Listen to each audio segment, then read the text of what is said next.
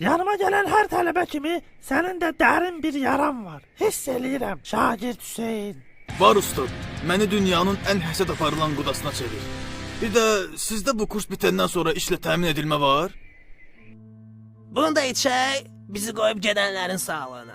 İçək. Hacı, sən burada heç bir günahın yoxdur. Günah o qızdadır. O qızın cındırlığıdır. Şşt, o qədər də yox. Canana heç bir söz dedirtmərəm. Gəl səmimi olaq. Qadınlar məndən betər şeytandır. İnanmırsan? Yox, inanmırsan sən mənim sözümə.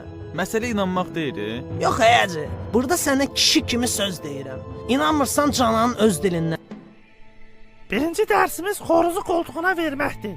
Ağıllı bir quda nerede oynayarkən qarşı tərəfin o anki nastreniyasına görə yeri gələndə udmağı, yeri gələndə də uduzmağı bilməlidir. Amma xarizmasını qorumaq üçün özünü müdafiə eləməyi də bacarmalıdır.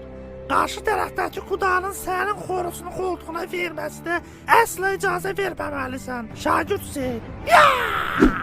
Ustad, bir də eləyin, bir də eləyin. Bir də. Bu dəfə tutacağım ustad.